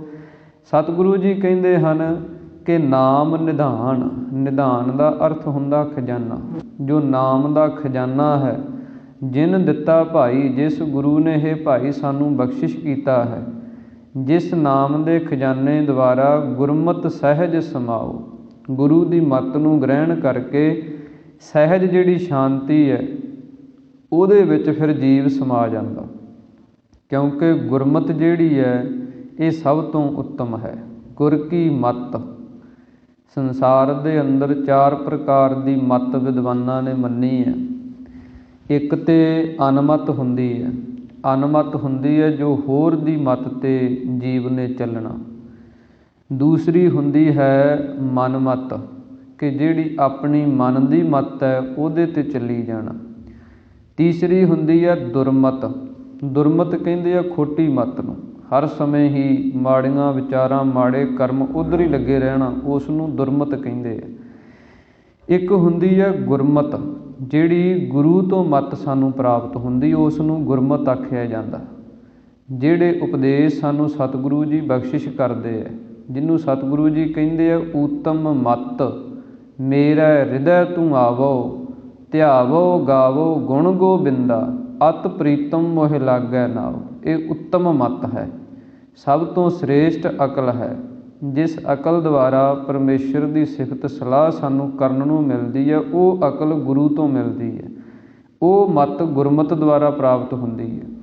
ਇਸ ਕਰਕੇ ਸਤਿਗੁਰੂ ਜੀ ਕਹਿੰਦੇ ਜਿਨ੍ਹਾਂ ਨੇ ਗੁਰਮਤਿ ਧਾਰਨ ਕੀਤੀ ਹੈ ਉਹਨਾਂ ਨੂੰ ਨਾਮ ਦਾ ਖਜ਼ਾਨਾ ਪ੍ਰਾਪਤ ਹੋਇਆ, ਅਤੇ ਉਹ ਨਾਮ ਦੇ ਖਜ਼ਾਨੇ ਦੁਆਰਾ ਸਹਿਜ ਸਮਾਓ। ਉਹਨਾਂ ਦੇ ਜੀਵਨ ਦੇ ਅੰਦਰ ਸਹਿਜ ਆ ਗਿਆ ਅਤੇ ਉਹ ਪਰਮੇਸ਼ਰ ਵਾਹਿਗੁਰੂ ਦੇ ਵਿੱਚ ਸਮਾ ਗਏ, ਮਿਲ ਗਏ ਹਨ। ਗੁਰ ਬਿਨ ਸਹਿਜ ਨ ਊਪਜੈ ਭਾਈ, ਪੁੱਛੋ ਗਿਆਨੀਆਂ ਜਾਏ। ਸਤਿਗੁਰੂ ਜੀ ਕਹਿੰਦੇ ਗੁਰੂ ਤੋਂ ਬਿਨਾਂ ਇਹ ਸਹਿਜ ਅਵਸਥਾ ਜਿਹੜੀ ਹੈ ਇਹ ਊਪਜੈ ਪੈਦਾ ਨਹੀਂ ਹੁੰਦੀ। ਜਿੰਨਾ ਚਿਰ ਆਪਾਂ ਗੁਰੂ ਵਾਲੇ ਨਹੀਂ ਬਣਦੇ, ਗੁਰੂ ਦੇ ਉਪਦੇਸ਼ਾਂ ਨੂੰ ਅੰਦਰ ਥਾਂ ਨਹੀਂ ਦਿੰਦੇ, ਉਨਾ ਚਿਰ ਸਾਡੇ ਅੰਦਰ ਜਿਹੜੀ ਸਹਿਜ ਅਵਸਥਾ ਹੈ, ਸ਼ਾਂਤੀ ਦੀ ਅਵਸਥਾ ਹੈ, ਕਿ ਸਾਡੇ ਮਨ ਦੇ ਅੰਦਰ ਹਰ ਸਮੇਂ ਹੀ ਤ੍ਰਿਸ਼ਨਾ, ਕਲਪਨਾਵਾਂ, ਫੁਰਨੇ ਇਹ ਚੱਲਦੇ ਹੀ ਰਹਿੰਦੇ। ਮਨ ਜਿਹੜਾ ਉਹ ਕਿਸੇ ਨਾ ਕਿਸੇ ਕੰਮ ਦੇ ਵਿੱਚ ਲੱਗਾ ਹੀ ਰਹਿੰਦਾ, ਦੁਖੀ ਹੋਇਆ ਹੀ ਰਹਿੰਦਾ। ਉਹ ਸਾਰੇ ਪਾਸਿਆਂ ਤੋਂ ਬਚਾਅ ਹੋ ਸਕਦਾ, ਸਹਿਜ ਆ ਸਕਦਾ ਤੇ ਗੁਰੂ ਦੁਆਰਾ। ਸਤਿਗੁਰੂ ਜੀ ਕਹਿੰਦੇ ਆ ਪੁੱਛੋ ਗਿਆਨੀਆਂ ਜਾਏ। ਜਿਹੜੇ ਕੋਈ ਸੰਸਾਰ ਦੇ ਅੰਦਰ ਵੇਦ ਵਿਆਸ ਵਰਗੇ ਗਿਆਨੀ ਮੰਨੇ ਹੈ, ਵਿਸ਼ਿਸ਼ਟ ਰਿਸ਼ੀ ਵਰਗੇ ਵੱਡੇ ਵੱਡੇ ਗਿਆਨੀ ਮੰਨੇ ਹੈ, ਉਹਨਾਂ ਦੇ ਵੇਦਾਂ ਸ਼ਾਸਤਰਾਂ ਤੋਂ ਪੁੱਛ ਲਓ ਕਿ ਸਹਿਜ ਜਿਹੜਾ ਉਹ ਗੁਰੂ ਤੋਂ ਪ੍ਰਾਪਤ ਹੁੰਦਾ। ਗੁਰੂ ਤੋਂ ਬਿਨਾਂ ਸਤਿਗੁਰੂ ਜੀ ਕਹਿੰਦੇ ਸਹਿਜ ਦੀ ਪ੍ਰਾਪਤੀ ਨਹੀਂ ਹੁੰਦੀ। ਸਤਿਗੁਰ ਕੀ ਸੇਵਾ ਸਦਾ ਕਰ ਭਾਈ, ਵਿੱਚੋ ਆਪ ਗਵਾਏ। ਸਤਿਗੁਰੂ ਜੀ ਕਹਿੰਦੇ ਹਨ ਕਿ ਐ ਜੀਵ ਸਤਿਗੁਰੂ ਦੀ ਸੇਵਾ ਸਦਾ ਹੀ ਕਰ, ਹਮੇਸ਼ਾ ਹੀ ਕਰ ਸਤਿਗੁਰੂ ਦੀ ਸੇਵਾ। ਗੁਰੂ ਘਰੇ ਆ ਕੇ ਗੁਰੂ ਕੀਆਂ ਸੰਗਤਾਂ ਦੀ, ਗੁਰੂ ਕੇ ਦਰਬਾਰ ਦੀ ਇਹ ਜਿਹੜੀ ਸੇਵਾ ਹੈ ਇਹਨੂੰ ਆਪਣੇ ਜੀਵਨ ਦੇ ਅੰਦਰ ਕਦੇ ਨਾ ਵਿਸਾਰ। ਹਰ ਸਮੇਂ ਗੁਰੂ ਕੀ ਟਹਿਲ ਸੇਵਾ ਕਰਦਾ ਰਹਿ, ਵਿੱਚੋਂ ਆਪ ਗਵਾਏ। ਇਹਦੇ ਦੁਆਰਾ ਕੀ ਤੈਨੂੰ ਲਾਭ ਮਿਲੇਗਾ? ਜੇ ਭਾਵਨਾ ਦੇ ਨਾਲ ਸੇਵਾ ਕਰਦਾ ਤੇ ਅੰਦਰੋਂ ਹਉਮੈ ਹੰਕਾਰ ਜਿਹੜਾ ਉਹ ਚਲਿਆ ਜਾਏਗਾ। ਇਸੇ ਕਰਕੇ ਹੀ ਸੇਵਾ ਦਾ ਮਹੱਤਮ ਹੈ ਗੁਰੂ ਘਰ ਦੇ ਅੰਦਰ, ਕਿ ਵੱਡੇ ਵੱਡੇ ਜਿਹੜੇ ਕੋਈ ਸੰਸਾਰ ਦੇ ਅੰਦਰ ਜੀਵ ਹਨ, ਪਰ ਜਦੋਂ ਗੁਰੂ ਘਰੇ ਆ ਜਾਂਦੇ ਹੈ ਉੱਥੇ ਉਹਨਾਂ ਦੇ ਜੀਵਨ ਦੇ ਅੰਦਰ, ਉਹਨਾਂ ਦੇ ਅੰਦਰ ਨਿਮਰਤਾ ਆ ਜਾਂਦੀ ਹੈ। ਜਿਵੇਂ ਧੰਨ ਸ਼੍ਰੀ ਗੁਰੂ ਅਮਰਦਾਸ ਮਹਾਰਾਜ ਸੱਚੇ ਪਾਤਸ਼ਾਹ ਜੀ ਦਾ ਇਹ ਸਿਧਾਂਤ ਸੀ ਕਿ ਪਹਿਲਾ ਪੰਗਤ ਪਾਛੈ ਸੰਗਤ। ਇਹ ਸਤਿਗੁਰਾਂ ਦਾ ਸਿਧਾਂਤ ਸੀ। ਅਤੇ ਸਤਿਗੁਰਾਂ ਦੇ ਪਾਸ ਅਕਬਰ ਬਾਦਸ਼ਾਹ ਚਲੇ ਗਿਆ, ਦੁਨੀਆ ਦਾ ਰਾਜਾ ਚਲੇ ਗਿਆ। ਜਦੋਂ ਅਕਬਰ ਬਾਦਸ਼ਾਹ ਗਿਆ, ਕਹਿਣ ਲੱਗਿਆ ਦਰਸ਼ਨ ਕਰਨੇ, ਅਤੇ ਸਤਿਗੁਰਾਂ ਦੇ ਸਿੱਖਾਂ ਨੇ, ਸੇਵਕਾਂ ਨੇ ਕਿਹਾ ਬਈ ਗੁਰੂ ਦਾ ਹੁਕਮ ਹੈ ਵੀ ਪਹਿਲਾਂ ਪੰਗਤ ਜਿਹੜੀ ਆ ਉਹਦੇ 'ਚ ਬੈਠਣਾ, ਪ੍ਰਸ਼ਾਦਾ ਛਕਣਾ ਅਤੇ ਫਿਰ ਅੱਗੇ ਦਰਬਾਰ ਦੇ ਵਿੱਚ ਸਤਿਗੁਰਾਂ ਦੇ ਦਰਸ਼ਨ ਹੋਣਗੇ। ਫਿਰ ਅਕਬਰ ਬਾਦਸ਼ਾਹ ਕਹਿੰਦੇ ਪੰਗਤ ਦੇ ਵਿੱਚ ਬੈਠਾ, ਪ੍ਰਸ਼ਾਦਾ ਛਕਿਆ, ਫਿਰ ਸਤਿਗੁਰਾਂ ਦੇ ਦਰਸ਼ਨ ਕੀਤੇ, ਨਿਹਾਲ ਹੋਇਆ। ਫਿਰ 84 ਪਿੰਡਾਂ ਦਾ ਪਟਾ ਇਸ ਨੇ ਲਿਖਾਇਆ ਮਾਤਾ ਭਾਨੀ ਜੀ ਦੇ ਨਾਂ, ਜਿੱਥੇ ਅੱਜ ਗੁਰੂ ਕੇ ਦਰਬਾਰ ਬਣੇ ਹੈ, ਬੀੜ ਬਾਬਾ ਬੁੱਢਾ ਸਾਹਿਬ, ਇਹ ਸਾਰਾ ਉਸੇ ਦਾ ਲਿਖਾਇਆ ਹੋਇਆ ਪੁਰਾਣੇ ਸਮੇਂ ਦੇ ਅੰਦਰ। ਇਸ ਪ੍ਰਕਾਰ ਸਤਿਗੁਰੂ ਜੀ ਕਹਿੰਦੇ ਹਨ ਕਿ ਗੁਰੂ ਘਰ ਦੇ ਅੰਦਰ ਜਦੋਂ ਕੋਈ ਜੀਵ ਸੇਵਾ ਕਰਦਾ, ਉਹਦੇ ਅੰਦਰੋਂ ਹੰਕਾਰ ਚਲਿਆ ਹੀ ਜਾਂਦਾ, ਖਤਮ ਹੀ ਹੋ ਜਾਂਦਾ। ਗੁਰੂ ਦੀ ਕਿਰਪਾ ਹੀ ਐਸੀ ਹੈ, ਬਰਕਤ ਹੀ ਐਸੀ ਹੈ ਕਿ ਉਹਦੇ ਅੰਦਰੋਂ ਜਿਹੜੀ ਆਪਣੀ ਅਹੁਦੇ ਦੀ ਹੰਗਤਾ ਉਹ ਖਤਮ ਹੋ ਜਾਂਦੀ ਹੈ, ਜਿਹੜਾ ਕਿ ਭਾਵਨਾ ਦੇ ਨਾਲ ਝੁਕ ਜਾਂਦਾ। ਇਸ ਕਰਕੇ ਸਤਿਗੁਰੂ ਜੀ ਕਹਿੰਦੇ ਹਨ, ਐ ਸਿੱਖਾ ਸਤਿਗੁਰੂ ਦੀ ਸੇਵਾ ਸਦਾ ਕਰ, ਹਮੇਸ਼ਾ ਹੀ ਕਰਦਾ ਰਹਿ। ਆਪਣੇ ਅੰਦਰੋਂ ਜਿਹੜੀ ਹਉਮੈ ਹੰਗਤਾ ਹੈ ਇਸ ਨੂੰ ਗਵਾ ਦੇ। ਗੁਰਮਤੀ ਭਉ ਊਪਜੈ ਭਾਈ, ਭਉ ਕਰਨੀ ਸੱਚ ਸਾਰ। ਸਤਿਗੁਰੂ ਜੀ ਕਹਿੰਦੇ ਹਨ ਗੁਰਮਤੀ, ਗੁਰੂ ਦੀ ਮੱਤ ਦੁਆਰਾ ਭਉ ਊਪਜੈ, ਜਿਹੜਾ ਡਰ ਹੈ ਉਹ ਸਾਡੇ ਅੰਦਰ ਪੈਦਾ ਹੁੰਦਾ। ਡਰਨਾ ਅਸੀਂ ਕਿਸ ਤੋਂ ਹੈ? ਪਰਮੇਸ਼ਰ ਤੋਂ, ਪਰਮਾਤਮਾ ਤੋਂ ਡਰਨਾ। ਪਰਮਾਤਮਾ ਦਾ ਡਰ ਜਦੋਂ ਸਾਡੇ ਅੰਦਰ ਪੈਦਾ ਹੋ ਜਾਏ ਕਿ ਪਰਮੇਸ਼ਰ ਤੋਂ ਡਰਦੇ ਹਾਂ ਅਸੀਂ, ਉਹ ਸਭ ਤੋਂ ਅਸਲੀ ਡਰ ਹੁੰਦਾ। ਨਹੀਂ ਤਾਂ ਸੰਸਾਰ ਦੇ ਅੰਦਰ ਜੀਵ ਛੋਟੀਆਂ ਛੋਟੀਆਂ ਚੀਜ਼ਾਂ ਤੋਂ, ਮੇਰੇ ਕੋਲ ਪੈਸਾ ਨਾ ਚਲਿਆ ਜਾਏ, ਮੇਰੀ ਵਡਿਆਈ ਨਾ ਚਲੀ ਜਾਏ, ਇਹਨਾਂ ਚੀਜ਼ਾਂ ਤੋਂ ਡਰੀ ਜਾਂਦਾ। ਪਰ ਦੂਸਰੇ ਬੰਨੇ ਉਹ ਪਰਮੇਸ਼ਰ ਵਾਹਿਗੁਰੂ ਪਰਮਾਤਮਾ ਤੋਂ ਜਦੋਂ ਜੀਵ ਡਰਨ ਲੱਗ ਜਾਏ ਫਿਰ ਉਹਦਾ ਜੀਵਨ ਸਫਲਾ ਹੋ ਜਾਂਦਾ। ਜਿਵੇਂ ਕਹਿੰਦੇ ਹੈ, ਇੱਕ ਰਿਸ਼ੀ ਦੀ ਘਟਨਾ ਆਉਂਦੀ ਹੈ ਕਿ ਇੱਕ ਕੋਈ ਮਹਾਤਮਾ ਸੀ, ਉਹਦੇ 3 ਚੇਲੇ ਸਨ ਅਤੇ ਉਹਨੇ ਜਦੋਂ ਅਖੀਰਲਾ ਸਮਾਂ ਆਪਣਾ ਵੇਖਿਆ ਵੀ ਹੁਣ ਸਮਾਂ ਨੇੜੇ ਆ ਰਿਹਾ, ਇਹ ਸਰੀਰ ਦੀ ਖੇਡ ਖਤਮ ਹੋਣ ਵਾਲੀ ਹੈ, ਵੀ ਆਪਾਂ ਹੁਣ ਆਪਣੇ ਚੇਲਿਆਂ ਦੇ ਵਿੱਚੋਂ ਇਹਨਾਂ ਦੀ ਪਰਖ ਕਰੀਏ ਵੀ ਕਿਹੜਾ ਪੂਰਾ ਸੂਰਾ ਉਤਰਦਾ, ਫਿਰ ਆਪਾਂ ਉਹਨੂੰ ਅੱਗੇ ਜਿਹੜਾ ਪ੍ਰਬੰਧ ਆ ਉਸ ਦੇ ਦਿਆਂਗੇ। ਪਰਖ ਤਾਂ ਹੋਣੀ ਚਾਹੀਦੀ ਹੈ। ਕਹਿੰਦੇ ਉਸ ਮਹਾਤਮਾ ਨੇ ਪਰਖ ਕਰਨੀ ਚਾਹੀ ਅਤੇ 3 ਚੇਲਿਆਂ ਨੂੰ ਕੋਲ ਬੁਲਾਇਆ ਅਤੇ 3 ਨੂੰ ਇੱਕ ਕਰਮ ਕਰਨ ਵਾਸਤੇ ਕਹਿ ਦਿੱਤਾ ਵੀ ਇਹ 3 ਮੁਰਗੀਆਂ ਹਨ, 3 ਮੁਰਗੀਆਂ ਲੈ ਜਾਓ ਅਤੇ ਤੁਸੀਂ ਇਹਨਾਂ ਨੂੰ ਉੱਥੇ ਮਾਰ ਕੇ ਲਿਆਉਣਾ ਜਿੱਥੇ ਕੋਈ ਵੇਖਦਾ ਨਾ ਹੋਵੇ। ਜਿੱਥੇ ਕੋਈ ਨਾ ਵੇਖਦਾ ਹੋਵੇ ਤੁਸੀਂ ਉੱਥੇ ਇਹਨਾਂ ਨੂੰ ਮਾਰ ਕੇ ਅਤੇ ਮੇਰੇ ਕੋਲ ਲੈ ਕੇ ਆਉਣਾ। ਉਹਨਾਂ ਦੇ ਵਿੱਚੋਂ ਚਲੇ ਗਏ 3 ਚੇਲੇ। ਇੱਕ ਗਿਆ ਉਹ ਤੇ ਡੇਰੇ ਤੋਂ ਬਾਹਰ ਗਿਆ, ਥੋੜ੍ਹਾ ਅੱਗੇ ਜਾ ਕੇ ਉਹਨੇ ਵੇਖਿਆ ਵੀ ਇੱਥੇ ਹੁਣ ਗਲੀ 'ਚ ਕੋਈ ਨਹੀਂ ਆਉਂਦਾ, ਇੱਧਰੋਂ ਉੱਧਰੋਂ ਵੇਖ ਕੇ ਉੱਥੇ ਉਹਦੀ ਧੌਣ ਮਰੋੜੀ ਅਤੇ ਲੈ ਆਇਆ। ਕਹਿਣ ਲੱਗਿਆ ਜੀ ਮੈਨੂੰ ਕਿਸੇ ਨੇ ਨਹੀਂ ਵੇਖਿਆ। ਦੂਸਰਾ ਚੇਲਾ ਸੀ ਜਿਹੜਾ ਉਹ ਪਿੰਡ ਤੋਂ ਬਾਹਰ ਚਲੇ ਗਿਆ, ਉਹ ਥੋੜ੍ਹਾ ਹੋਰ ਦੂਰ ਚਲੇ ਗਿਆ, ਬੀਆਬਾਨ 'ਚ ਚਲੇ ਗਿਆ, ਖੇਤਾਂ 'ਚ ਚਲੇ ਗਿਆ। ਉੱਥੇ ਜਾ ਕੇ ਉਹਨੂੰ ਖਤਮ ਕੀਤਾ, ਲੈ ਆਇਆ। ਤੀਸਰਾ ਜਿਹੜਾ ਚੇਲਾ ਸੀ ਉਹ ਸ਼ਾਮਾਂ ਤੱਕ ਤੁਰਿਆ ਫਿਰਦਾ ਰਿਹਾ, ਬੜੀ ਦੂਰ ਚਲਿਆ ਗਿਆ। ਸ਼ਾਮਾਂ ਨੂੰ ਹਨੇਰੇ ਹੋਏ ਤੋਂ ਥੱਕ ਹਾਰ ਕੇ ਵਾਪਸ ਆ ਗਿਆ। ਕਹਿਣ ਲੱਗੇ ਵੀ ਤੂੰ ਜਿਉਂਦਾ ਹੀ ਲੈ ਕੇ ਆ ਗਿਆ, ਤੈਨੂੰ ਆਖਿਆ ਸੀ ਵੀ ਇਹ ਜਿੱਥੇ ਕੋਈ ਨਾ ਵੇਖਦਾ ਹੋਵੇ। ਕਹਿਣ ਲੱਗਿਆ ਮਹਾਤਮਾ ਜੀ ਮੈਂ ਬੜੀ ਕੋਸ਼ਿਸ਼ ਕੀਤੀ ਕਿ ਮੈਂ ਉੱਥੇ ਜਾ ਕੇ ਇਸ ਨੂੰ ਖਤਮ ਕਰਾਂ ਜਿੱਥੇ ਕੋਈ ਨਾ ਵੇਖਦਾ ਹੋਵੇ। ਕਹਿੰਦਾ ਮੈਂ ਇੱਥੇ ਵੇਖਿਆ, ਪਿੰਡ ਦੇ ਲੋਕ ਵੇਖਦੇ ਆ, ਬਾਹਰ ਚਲੇ ਗਿਆ, ਖੇਤਾਂ 'ਚ ਚਲੇ ਗਿਆ, ਜੰਗਲਾਂ 'ਚ ਚਲੇ ਗਿਆ। ਫਿਰ ਮੈਂ ਜਦੋਂ ਇਹਦੇ ਵੱਲ ਵੇਖਿਆ ਕਿ ਇਹ ਵੀ ਜੀਵ ਹੈ, ਜੇ ਹੋਰ ਨਹੀਂ ਕੋਈ ਵੇਖਦਾ, ਇਹ ਜੀਵ ਤਾਂ ਮੈਨੂੰ ਹੀ ਵੇਖ ਰਿਹਾ ਨਾ, ਕਿ ਮੇਰੇ ਹੱਥਾਂ 'ਚ ਇਹ ਤਾਂ ਮੈਨੂੰ ਵੇਖਦਾ। ਜੇ ਇਹ ਮੈਨੂੰ ਵੇਖ ਰਿਹਾ ਫਿਰ ਜਿੰਨੇ ਹੋਰ ਪਸ਼ੂ ਪਰਿੰਦੇ ਆਸੇ ਪਾਸੇ ਉਹ ਮੈਨੂੰ ਵੇਖ ਰਹੇ ਆ। ਇਹ ਸੂਰਜ ਵੇਖ ਰਿਹਾ ਜਿਹਦੀ ਚਾਨਣ 'ਚ ਮੈਂ ਕਰਮ ਕਰਨ ਲੱਗਿਆ। ਇਸ ਪ੍ਰਕਾਰ ਉਹਦੇ ਅੰਦਰ ਡਰ ਸੀ ਪਰਮੇਸ਼ਰ ਦਾ ਕਿ ਪ੍ਰਮਾਤਮਾ ਵੇਖ ਰਿਹਾ, ਹਰ ਥਾਂ 'ਤੇ ਉਹ ਵੇਖ ਰਿਹਾ। ਉਹ ਗੁਰੂ ਕਹਿਣ ਲੱਗਿਆ, ਉਹ ਮਹਾਤਮਾ ਕਹਿਣ ਲੱਗਿਆ ਵੀ ਤੂੰ ਪੂਰਾ ਹੈ, ਤੂੰ ਹੀ ਅਸਲੀ ਹੱਕਦਾਰ ਹੈ, ਤੇਰੇ ਅੰਦਰ ਉਹ ਪਰਮੇਸ਼ਰ ਦਾ ਭਉ ਅਤੇ ਡਰ ਪੈਦਾ ਹੋਇਆ। ਇਸ ਕਰਕੇ ਸਤਿਗੁਰੂ ਜੀ ਕਹਿੰਦੇ ਗੁਰੂ ਦੀ ਮੱਤ ਦੁਆਰਾ ਸਾਡੇ ਅੰਦਰ ਭਉ ਜਿਹੜਾ ਡਰ ਹੈ ਉਹ ਪੈਦਾ ਹੁੰਦਾ। ਜਿਹੜਾ ਅਸਲੀ ਸ਼ੁੱਧ ਡਰ ਹੈ ਉਹ ਜਦੋਂ ਪੈਦਾ ਹੁੰਦਾ, ਭਉ ਕਰਨੀ ਸੱਚ ਸਾਰ, ਫਿਰ ਸਤਿਗੁਰੂ ਜੀ ਕਹਿੰਦੇ ਜਦੋਂ ਜੀਵ ਭਉ ਦੇ ਪਰਮੇਸ਼ਰ ਦੇ ਡਰ ਵਿੱਚ ਆ ਜਾਂਦਾ, ਫਿਰ ਜਿਹੜੀ ਕਰਨੀ ਉਸ ਦੀ ਉਹ ਸੱਚੀ ਅਤੇ ਸਾਰ ਸ੍ਰੇਸ਼ਟ ਹੋ ਜਾਂਦੀ ਹੈ।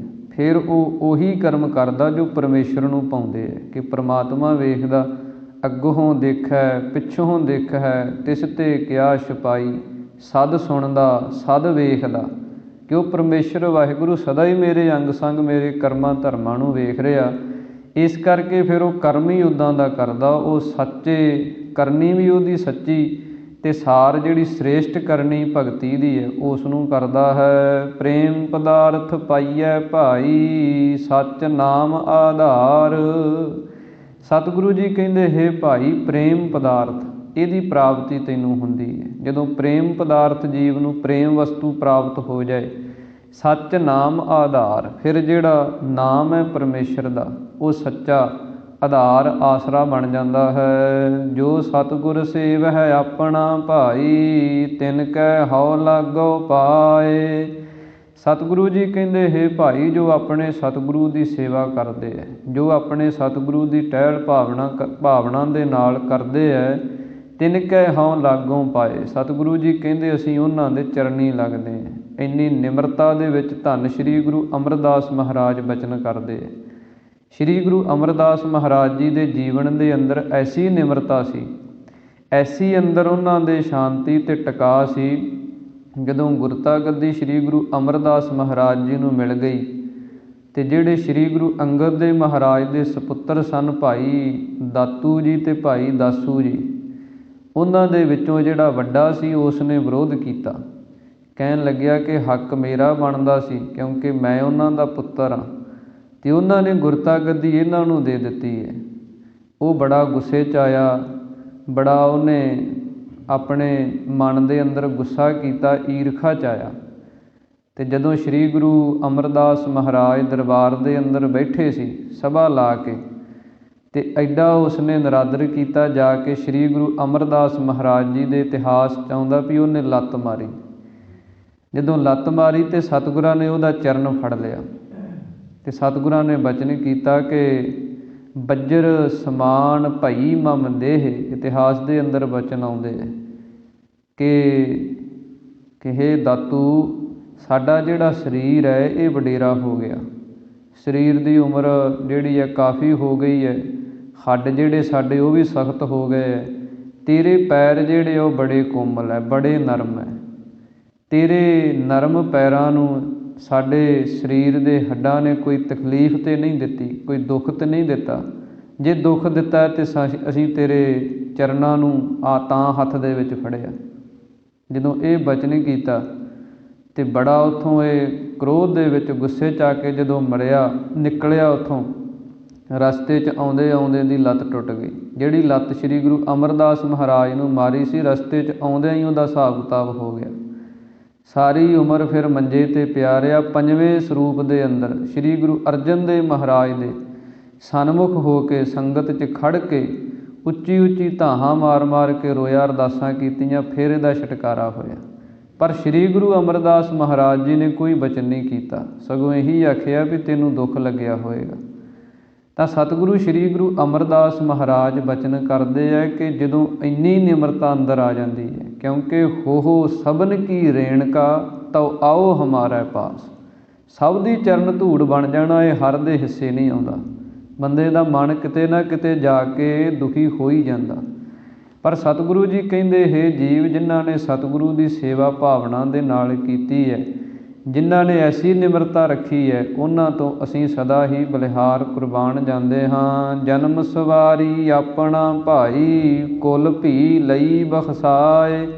ਸਤਿਗੁਰੂ ਜੀ ਕਹਿੰਦੇ, ਹੇ ਭਾਈ, ਉਹਨਾਂ ਨੇ ਆਪਣਾ ਜਨਮ ਤੇ ਸਵਾਰਨਾ ਹੀ ਸਵਾਰਨਾ, ਕੁਲ ਭੀ ਲਈ ਬਖਸ਼ਾਏ। ਆਪਣੀਆਂ ਕੁਲਾਂ ਨੂੰ ਵੀ ਉਹਨਾਂ ਨੇ ਬਖਸ਼ਾ ਲਿਆ, ਆਪਣੀਆਂ ਕੁਲਾਂ ਵੀ ਉਹਨਾਂ ਨੇ ਤਾਰ ਲਈਆਂ, ਜਿਨ੍ਹਾਂ ਨੇ ਸਤਿਗੁਰੂ ਦੀ ਸੇਵਾ ਐਸੀ ਭਾਵਨਾ ਨਾਲ ਕੀਤੀ ਹੈ।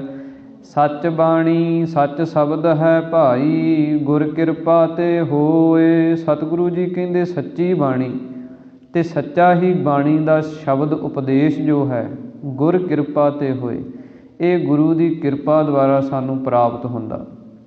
ਕਲਯੁਗ ਦੇ ਸਮੇਂ ਦੇ ਅੰਦਰ ਜਿਸ ਦੇ ਜੀਵਨ ਦੇ ਅੰਦਰ ਸੱਚੀ ਬਾਣੀ ਦਾ ਸੱਚਾ ਉਪਦੇਸ਼ ਵਸ ਜਾਏ, ਉਹ ਸਭ ਤੋਂ ਵੱਡੇ ਭਾਗਾਂ ਵਾਲਾ।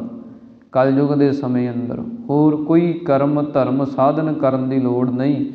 ਜਿਹੜਾ ਗੁਰੂ ਕੀ ਪਾਵਨ ਬਾਣੀ ਦੇ ਲੜ ਲੱਗ ਗਿਆ, ਪਾਵਨ ਬਾਣੀ ਦੇ ਸਿਧਾਂਤ ਨੂੰ ਜਿਹਨੇ ਅੰਦਰ ਧਾਰਨ ਕਰ ਲਿਆ, ਉਹਦੇ 'ਤੇ ਗੁਰੂ ਦੀ ਕਿਰਪਾ ਸਤਿਗੁਰੂ ਜੀ ਕਹਿੰਦੇ ਹੋ ਜਾਂਦੀ ਹੈ। ਬਸ ਇਹੀ ਕਰਮ ਹੈ ਕਲਯੁਗ ਦੇ ਸਮੇਂ ਅੰਦਰ, ਕਿਉਂਕਿ ਸਤਿਗੁਰਾਂ ਦੀ ਪਾਵਨ ਬਾਣੀ ਸਭ ਤੋਂ ਸਰਵੋਤਮ, ਸਭੇ ਸਾਂਝੀ ਵਾਲ ਸਦਾਇਨ, ਖੱਤਰੀ ਬ੍ਰਾਹਮਣ ਸੂਦ ਵੈਸ ਉਪਦੇਸ਼ ਚਹੁ ਵਰਨਾ ਕੋ ਸਾਂਝਾ। ਸਤਿਗੁਰਾਂ ਦੀ ਪਾਵਨ ਬਾਣੀ ਨਿਰੋਲ ਪਰਮੇਸ਼ਰ ਦੀ ਹੀ ਸਿਫਤ ਸਲਾਹ ਦੇ ਨਾਲ ਜੋੜਦੀ ਹੈ। ਜਿਸ ਨੇ ਇਹਨੂੰ ਧਾਰਨ ਕੀਤਾ, ਸਤਿਗੁਰੂ ਜੀ ਕਹਿੰਦੇ ਉਹਦੇ 'ਤੇ ਗੁਰੂ ਦੀ ਕਿਰਪਾ ਹੋ ਜਾਂਦੀ ਹੈ। ਨਾਨਕ ਨਾਮ ਹਰ ਮਨ ਵਸੈ ਭਾਈ, ਤਿਸ ਬਿਘਨ ਨਾ ਲਾਗੈ ਕੋਇ। ਸਤਿਗੁਰੂ ਜੀ ਕਹਿੰਦੇ ਹੈ ਭਾਈ, ਨਾਮ ਹਰ ਮਨ ਵਸੈ। ਉਹਨਾਂ ਦੇ ਅੰਦਰ ਪਰਮੇਸ਼ਰ ਵਾਹਿਗੁਰੂ ਦਾ ਨਾਮ ਜਿਹੜਾ ਉਹ ਵਸ ਜਾਂਦਾ, ਤਿਸ ਵਿਘਨ ਨਾ ਲਾਗੈ ਕੋਈ। ਉਹਨਾਂ ਨੂੰ ਕੋਈ ਵੀ ਵਿਘਨ ਰੁਕਾਵਟ ਜਿਹੜੀ ਹੈ ਉਹ ਜੀਵਨ ਦੇ ਅੰਦਰ ਨਹੀਂ ਲੱਗਦੀ। ਲੋਕ ਤੇ ਪਰਲੋਕ ਦੇ ਅੰਦਰ ਵਿਘਨ ਵਿਨਾਸਣ ਸਭ ਦੁੱਖ ਨਾਸਣ, ਸਤਿਗੁਰ ਨਾਮ ਦ੍ਰਿੜਾਇਆ। ਸਤਿਗੁਰੂ ਐਸਾ ਨਾਮ ਦ੍ਰਿੜ ਕਰਾ ਦਿੰਦੇ ਹੈ ਜਿਹਦੇ ਨਾਲ ਸਾਰੇ ਵਿਘਨ ਰੁਕਾਵਟਾਂ ਜਿਹੜੇ ਆ ਉਹ ਨਾਸ ਹੋ ਜਾਂਦੇ। ਇਸ ਕਰਕੇ ਸਤਿਗੁਰੂ ਸ੍ਰੀ ਗੁਰੂ ਅਮਰਦਾਸ ਮਹਾਰਾਜ ਸੱਚੇ ਪਾਤਸ਼ਾਹ ਜੀ ਨੇ ਇਹ ਪਾਵਨ ਪਵਿੱਤਰ ਸ਼ਬਦ ਦੁਆਰਾ ਆਪਾਂ ਨੂੰ ਸੁੰਦਰ ਉਪਦੇਸ਼ਾਂ ਦੀ ਬਖਸ਼ਿਸ਼ ਕੀਤੀ ਹੈ, ਜਿਨ੍ਹਾਂ ਨੂੰ ਆਪਾਂ ਰਲ ਮਿਲ ਕੇ ਪੜ੍ਹਿਆ, ਸੁਣਿਆ, ਵਿਚਾਰਿਆ ਹੈ। ਇਹ ਪਾਵਨ ਪਵਿੱਤਰ ਵਿਚਾਰਾਂ ਆਪਣੇ ਸਭ ਦੇ ਹਿਰਦਿਆਂ 'ਚ ਵਸਣ। ਉਸ ਦੇ ਨਾਲ ਹੀ ਅੱਜ ਜੋ ਕਥਾ ਦੇ ਪ੍ਰੋਗਰਾਮ ਰੱਖੇ ਗਏ ਸਨ, ਉਹਨਾਂ ਦਾ ਅਖੀਰਲਾ ਦਿਨ ਹੈ। ਅੱਜ ਸਤਿਗੁਰਾਂ ਦੀ ਕਿਰਪਾ ਦੁਆਰਾ ਸਮਾਪਤੀ ਦਾ ਦਿਨ ਹੈ। ਸੋ ਸਾਰੀਆਂ ਸੰਗਤਾਂ ਦਾ ਧੰਨਵਾਦ।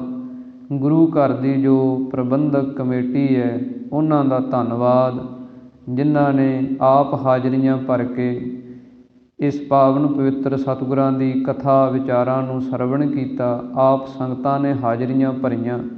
ਸਤਿਗੁਰੂ ਜੀ ਕਿਰਪਾ ਕਰਨ, ਸਭ ਦੀਆਂ ਹਾਜ਼ਰੀਆਂ ਦਰ ਪ੍ਰਵਾਨ ਕਰਨ, ਸਭ ਦੀ ਤਿਲ ਫੁੱਲ ਭੇਟਾ ਸਤਿਗੁਰੂ ਜੀ ਪ੍ਰਵਾਨ ਕਰਨ। ਜਿਨ੍ਹਾਂ ਨੇ ਸੇਵਾ ਕੀਤੀ ਹੈ ਸਭ ਦੀਆਂ ਸੇਵਾਵਾਂ ਸਤਿਗੁਰੂ ਜੀ ਲੇਖੇ ਲਾਉਣ ਅਤੇ ਆਪ ਜੀ ਦੇ ਦਰੋਂ ਘਰੋਂ ਨਾਮਦਾਨ ਗੁਰਸਿੱਖੀ ਜੀਵਨ ਬਖਸ਼ਿਸ਼ ਕਰਨ। ਹੋਈਆਂ ਬੇਅੰਤ ਭੁੱਲਾਂ ਗੁਰੂ ਅਤੇ ਗੁਰੂ ਕੀ ਸੰਗਤ ਬਖਸ਼ਣ ਯੋਗ ਹੈ। ਆਪ ਸੰਗਤਾਂ ਨੇ ਕਿਰਪਾ ਕਰਨੀ, ਅਸੀਸ ਬਖਸ਼ਣੀ। ਇਸੇ ਪ੍ਰਕਾਰ ਹੀ ਗੁਰੂ ਕੀ ਪਾਵਨ ਬਾਣੀ ਦੀਆਂ ਕਥਾ ਵਿਚਾਰਾਂ ਅੱਗੇ ਸੰਗਤਾਂ ਦੇ ਅੰਦਰ ਚੱਲਦੀਆਂ ਰਹਿਣ। ਗੁਰੂ ਘਰ ਤੋਂ ਨਾਮਦਾਨ ਗੁਰਸਿੱਖੀ ਜੀਵਨ ਪ੍ਰਾਪਤ ਹੋਵੇ। ਆਪ ਸੰਗਤਾਂ ਦਾ ਹਾਰਦਿਕ ਧੰਨਵਾਦ, ਕੋਟਨ ਕੋਟ ਧੰਨਵਾਦ ਸਾਹਿਬ ਸਤਿਗੁਰੂ ਸ੍ਰੀ ਗੁਰੂ ਗ੍ਰੰਥ ਸਾਹਿਬ ਮਹਾਰਾਜ ਜੀ ਦਾ। ਸੋ ਆਓ ਹੁਣ ਇੱਥੇ ਹੀ ਅਖੀਰਲੀਆਂ ਪੰਕਤੀਆਂ ਪੜ੍ਹ ਕੇ ਸਮਾਪਤੀ ਕਰੀਏ।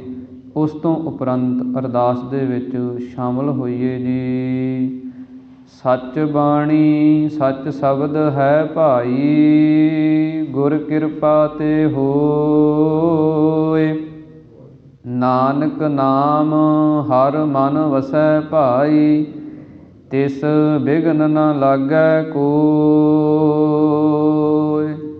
ਵਾਹਿਗੁਰੂ ਜੀ ਕਾ ਖਾਲਸਾ, ਵਾਹਿਗੁਰੂ ਜੀ ਕੀ ਫਤਿਹ। ਹੇ ਗੋਬਿੰਦ, ਹੇ ਗੋਪਾਲ, ਹੇ ਦਇਆਲ ਲਾਲ। ਪ੍ਰਾਣਨਾਥ ਅਨਾਥ ਸਖੇ, ਦੀਨ ਦਰਦ ਨਿਵਾਰ। ਹੇ ਸਮਰੱਥ ਅਗਮ ਪੂਰਨ, ਮੋਹਿ ਮਇਆ ਧਾਰ। ਅੰਧਕੂਪ ਮਹਾ ਭਿਆਨ, ਨਾਨਕ ਪਾਰ ਉਤਾਰ। ਆਏ ਪ੍ਰਭ ਸਰਣਾਗਤੀ, ਕਿਰਪਾ ਨਿਧ ਦਇਆਲ।